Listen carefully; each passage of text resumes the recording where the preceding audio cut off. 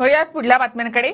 मोदी ज्या गोष्टीला हात लावतात ती गोष्ट उद्ध्वस्त होते अशी टीका संजय राऊतांनी केली आहे। तर कदाचित संजय राऊतांनाही मोदी लवकरच हात लागेल असं राहुल नार्वेकर यांनी म्हटलं आहे। या महाराष्ट्रामध्ये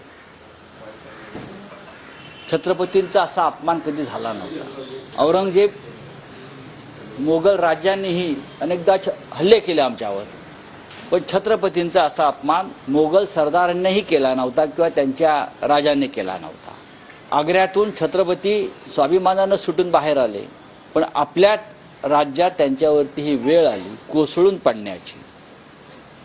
याला सर्वस्वी जबाबदार पंतप्रधान नरेंद्र मोदी, देवेंद्र फडणवीस, एकनाथ शिंदे आणि अजित पवार आहेत। एक लक्षात घ्या, मी फार काळजीपूर्वक सांगतो। संजय राऊत यांनी सकाळी वक्तव्य केलंय की मोदीजी जिथे जिथे जातात तिथं तिथं त्यांचा हात जिथं जिथं लागतो तिथं तिथं उद्ध्वस्त होते असं वक्तव्य।